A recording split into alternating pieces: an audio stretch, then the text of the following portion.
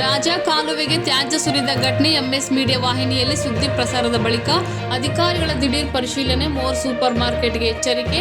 MS media ಫಲಶ್ರುತಿಯಾಗಿ Pavagada Tumakuru ಮುಖ್ಯ ರಸ್ತೆಯಲ್ಲಿರುವ more super market ಇಂದ ರಾಜ ಕಾಲುವೆಗೆ ತ್ಯಾಜ್ಯ ಸುರಿಸಲಾಗುತ್ತಿದೆ ಎಂಬ ಸುದ್ದಿ ಪ್ರಕಟವಾದ ಹಿನ್ನೆಲೆಯಲ್ಲಿ ಪುರಸಭೆ ಹಾಗೂ ಸಂಬಂಧಿತ ಅಧಿಕಾರಿಗಳು ಸ್ಥಳಕ್ಕೆ ಭೇಟಿ ನೀಡಿ ಪರಿಶೀಲನೆ ನಡೆಸಿದರು.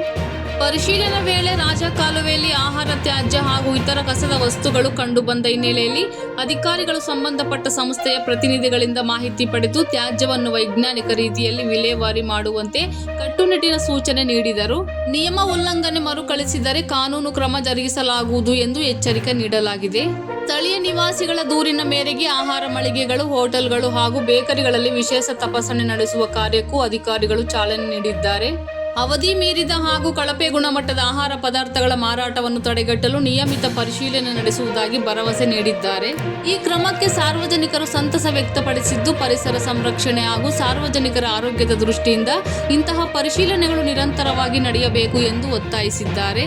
ರಾಜ ಕಾಲುವೆಗಳಲ್ಲಿ ತ್ಯಾಜ್ಯ ಸುರಿಯುವವರ ವಿರುದ್ಧ ದಂಡಾತ್ಮಕ ಕ್ರಮ ಕೈಗೊಳ್ಳುವ ಮೂಲಕ ಪಟ್ಟಣದ ಸ್ವಚ್ಛತೆ ಕಾಪಾಡಬೇಕು ಎಂದು ಆಗ್ರಹಿಸಿದ್ದಾರೆ. ಸುದ್ದಿ ಪ್ರಕಟವಾದ ಬೆನ್ನಲ್ಲೇ ಅಧಿಕಾರಿಗಳು ಸ್ಪಂದಿಸಿ ಪರಿಶೀಲನೆ ನಡೆಸಿರುವುದು ಸಾರ್ವಜನಿಕ ವಲಯದಲ್ಲಿ ಮೆಚ್ಚುಗೆಗೆ ಪಾತ್ರವಾಗಿದ್ದು, ಈ ಸಮಸ್ಯೆಗೆ ಶಾಶ್ವತ ಪರಿಹಾರ ಕಲ್ಪಿಸಲು ಸಂಬಂಧಪಟ್ಟ ಇಲಾಖೆಗಳು ಸಮನ್ವಯದಿಂದ ಕಾರ್ಯನಿರ್ವಹಿಸಬೇಕೆಂದು ನಾಗರಿಕರು ಅಭಿಪ್ರಾಯ ವ್ಯಕ್ತಪಡಿಸಿದ್ದಾರೆ. ವರದಿ ಮಾರುತಿ, ಎಂಎಸ್ ಮೀಡಿಯಾ.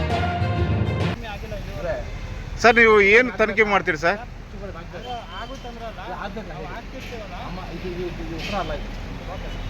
ಒಂದು ಮಾತೇನಂದರೆ ಚರಂಡಿಗೆ ಸಿಗಲ್ಲ. ಇವಾಗ ಹಂತದಿಂದ ಅಪೋಷಣೆ ಮಾಡಿದಂಗೆ ಆಗುತ್ತೆ. ನೀವು ಹೇಳೋ ಮಾತು ನೋಡಿದ್ರೆ ನೀವು ಹಾಕಿದ್ರೆ ಹಂದಿಗಳು ಅದಕ್ಕೆ ನಾವು ಸಾಕ್ದಂಗೆ ಆಗುತ್ತೆ. ಸಾಕಾಗುತ್ತೆ ಹಂದಿಗಳು ನಾವು ಅದು ಅದೆಲ್ಲ ಹೇಳಬಾರ್ದು ಸರ್. ನಾನು ಏನು ಇವತ್ತು ಹಂದಿಗಳು ತಿಂತಾವೆ ಮಾತು ಪೂರ್ತಿ ಕೇಳಿ ನಾನು ಹೇಳೋದು ಇಷ್ಟೇ. ಇಲ್ಲಿ ಸ್ವಲ್ಪ ಹಾಕಬೇಕು.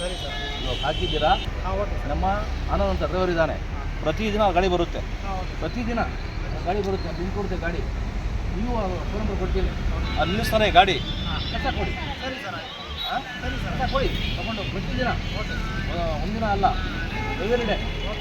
ಭಾನುವಾರ ಒಂದಿನ ಬರೋಲ್ಲ ಅಕ್ಷಯ, ಇನ್ನು ವಾರದ 6 ದಿನ ಬರ್ತಾರೆ. ಕಡಿಯಲ್ಲಿ ಮತ್ತೆ ಯಾಶನ್ ತಗೊಂತಿದ್ದೆ ಸರ್? ಅದು ಇವಾಗ ಒಂದು ನೋಟಿಸ್ ಇಶ್ಯೂ ಮಾಡ್ತೀವಿ ನಾವು. ಇಶ್ಯೂ ಮಾಡಿಬಿಟ್ಟು ಇವ್ರಿಗೆ ಇವತ್ತೇ ಟ್ರಾಕ್ಟರ್ ಟೈಪ್ ಮಾಡಿಸ್ತೀವಿ. ಪ್ರತಿದಿನ ನಮ್ಮ ಟ್ರಾಕ್ಟರ್ ಬರುತ್ತೆ, ಕಮರ್ಷಿಯಲ್ ವೇಸ್ಟ್ ಅಂತ ನಮ್ಮ ಟ್ರಾಕ್ಟರ್ ಬರುತ್ತೆ ಪ್ರತಿದಿನ. ಅದು ಆ ಟ್ರಾಕ್ಟರ್ಗೆ ಟೈಪ್ ಮಾಡಿಸ್ತೀನಿ, ಮಾಡಿಸ್ಬಿಟ್ಟು ಅದಕ್ಕೆ ಕೊಡಬೇಕು. ಏನು ಇವಾಗ ನೋಟಿಸ್ ಏನಂತ ಇಶ್ಯೂ ಮಾಡ್ತೀರಿ ಸರ್ ತಾವು? ನೀವು ಹಾಕಿದ್ದು ತಪ್ಪು ಅಂತ ಕೊಡ್ತೀವಿ ನಾವು.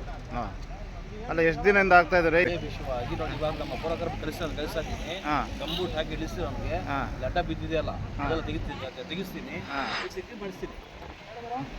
ಇವರಿಂದ ತಪ್ಪೇ ಅದು ಆಗ್ಬಾರ್ದು ಯಾರೇ ಆಗಿ. ಅದೊಂದು ಹಾಲಿನ ಪ್ಯಾಕೆಟು, ಬ್ರೆಡ್ ಎಲ್ಲ ಹಾಕ್ತಾರೆ. ಸೋಮವಾರ ನೋಡಿ ಇಶ್ಯೂ ಮಾಡಿಸ್ತೀವಿ ಇವ್ರಿಗೆ. ಏನೋ ಟ್ರೇಡ್ ಲೈಸೆನ್ಸ್ ನಾವು ಪ್ರತಿ ಅಂಗಡಿಗೆ ಕೊಡೋಕೆ ವ್ಯವಸ್ಥೆ ಮಾಡ್ತಿದ್ದೀವಿ. ಮತ್ತು ಇವಾಗ ಆನ್ಲೈನ್ ಆಗಿದೆ. ಇವಾಗ ಆನ್ಲೈನಲ್ಲಿ ಅವರೇ ಅಪ್ಲೈ ಇದು ಮಾಡ್ಕೊಳ್ತಾರೆ. ಇವರು ಅಪ್ಲೈ ಮಾಡ್ಕೊಂಡಿದ್ದಾರೆ, ಪಕ್ಕದ ಅಂಗಡಿಯವರು ಅಪ್ಲೈ ಮಾಡ್ಕೊಂಡಿದ್ದಾರೆ. 85% ಇದು ಲೈಸೆನ್ಸ್ ಕೊಡ್ತಾ ಇದ್ದೀವಿ ಸರ್. ಬೇಕ್ರಿ ಮತ್ತು ಎಲ್ಲ ಚೆಕಿಂಗ್ ಹೋಗ್ತಾ ಇದ್ದೀರಾ ಸರ್? ಹೋಗ್ತಿದ್ದೀವಿ. ಎಲ್ಲಿ ಹೋಗಿದ್ದೀರಾ ಸರ್? ಯಾವತ್ತು ಹೋಗಿದ್ದೀರಾ? ವೀಕ್ಲಿ ಒನ್ಸ್ 10 days ಒನ್ಸ್ ಹೋಗ್ತಾ ಇರ್ತೀವಿ. ಹೌದು ಸರ್. ಎಲ್ಲೆಲ್ಲಿ ಚೆಕ್ ಮಾಡಿದ್ದೀರಾ ಸರ್ ತಾವು? ಇದಕ್ಕಿಂತ ಮುಂಚೆ ಡಿಲರ್ಸ್ ಬೇಕ್ರಿಗೆ ಹೋಗಿದ್ದೆ. ಎಷ್ಟು ದಿನ ಆಯ್ತು ಸರ್ ಹೋಗ್ಬಿಟ್ಟು? ನ್ಯೂ ಡಿಲರ್ಸ್ ಬೇಕ್ರಿಗೆ ಒಂದು 10 days ಬ್ಯಾಕ್ ಹೋಗಿದ್ದೆ. ಅಲ್ಲಿ ಏನೇನು ಚೆಕ್ ಮಾಡಿದ್ದೀರಾ ಸರ್ ತಾವು? ಅಲ್ಲಿ ಸ್ವಚ್ಛತೆ ಚೆಕ್ ಮಾಡ್ತೀವಿ. ಮತ್ತು ಅವ್ರ ಕಸವನ್ನು ಡೈರೆಕ್ಟಾಗಿ ನಮ್ಮ ಪುರಸಭೆ ವಾಹನಕ್ಕೆ ನೀಡಬೇಕು, ಅದ್ರ ಬಗ್ಗೆ ಚೆಕ್ ಮಾಡ್ತೀವಿ. ಚೆಕ್ ಮತ್ತೆ ಯಾರಾದರೂ ಬಾಲ ಕಾರ್ಮಿಕರಿದ್ದರೆ ಅದು ನೋಡ್ತೀವಿ. ಅಷ್ಟು ನೋಡ್ತೀವಿ.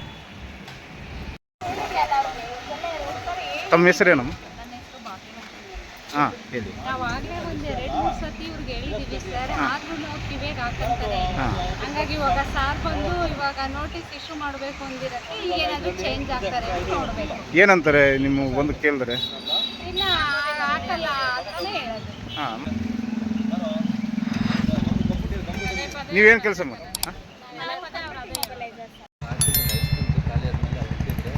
ಇವರು ಕಸ ತಗೊಂಡೋಗಿ ಬರ್ತಾರಲ್ಲ, ಪೇಪರ್ ಆಗಿ ಅವ್ರಿಗಂತೂ ತಿಂಗಳು ಮನೆ ಗಾಳಿ ಇದೆ, ಮಳೆಗೆ ಬಿದ್ದು ಅಷ್ಟೇ. ಬಟ್ ನಾನು ಮುಂಚೆಯಿಂದ ಹಾಕಿಲ್ಲ ಸರ್. ಹಾಗೆ ಕೇಳಿದರೆ ಹಾಂ ಸರ್, ಅದು ಹೊಡೆಯಲ್ಲ. ಅದು ಪ್ಲಾಸ್ಟಿಕ್ ಇರುತ್ತೆ. ಅದು ಏನಾದ್ರೆ 20 ವರ್ಷ ಅದು ಹಾಗೆ ಇರುತ್ತೆ. ಅದು ಬಾಕ್ಸ್ ಅಲ್ಲಿ ಕಿತ್ತೋಗಿದೆ ಅಷ್ಟೇ ಕೆಳಗಡೆ. ಇದು ಏನು ಗೊತ್ತಾ, ನೀವು ಇಂಥ ಪರಿಸರ ಅಲ್ಲಿ ಹಾಕಬಾರ್ದು. ಇಲ್ಲ ನೆಕ್ಸ್ಟ್ ಯಾಕಂದರೆ ಇದು ರಾಜಕಾಲುವೆ ಇದು. ಹೌದೌದು ಇದು ರಾಜಕಾಲುವೆ. ಇದರಲ್ಲಿ ಊರಿನ 90 ಭಾಗದಷ್ಟು ನೀರು ಹೋಗುತ್ತೆ. ಹೌದೌದು ಅಂದರೆ ಅದನ್ನು ನೀರು ಹಿಡ್ಕೊಂಡು ನಮ್ಮದೆಲ್ಲ ಜವಾಬ್ದಾರಿ. ಬರೀ ಪುರಸಭೆ ಜವಾಬ್ದಾರಿ ಒಂದೇ ಅಲ್ಲ, ಒಬ್ಬಳಿಗೆ ಅದಕ್ಕೆ ಸಪೋರ್ಟ್ ಮಾಡಬೇಕು. ಆ ವಿಷಯವಾಗಿ ಸ್ವಲ್ಪ ತೊಂದರೆ ಮಾಡ್ಕೋಬೇಡಿ. ಇಲ್ಲ ಸರ್ ಹಾಕಬೇಡಿ. ಹಾಗಲ್ಲ ಕರೆಂಟ್ ಫೋನ್ ಹತ್ರ ಇಟ್ಟಿದ್ದೇನೆ. ಅಲ್ಲೂ ಇರಬಾರ್ದು. ಯಾಕೆ ಗೊತ್ತಾ, ಅದರ ಗಾಳಿಗೆ ಬಿಟ್ಟೋಗುತ್ತೆ. ಅದೇ ಇದರಿಂದ ರಿಕ್ವೆಸ್ಟ್ ಮಾಡಿ. ಇವಾಗ ನಮ್ಮ ಗಾಡಿ ಬರುತ್ತೆ, ಇಲ್ಲಿಂದ ಬಂದಿಲ್ವಾ, ನಮ್ಮ ಗಾಡಿ ಬರುತ್ತೆ, ಹಾಕ್ಬೇಡಿ. ಹಾಗೆಲ್ಲ ಇಲ್ಲ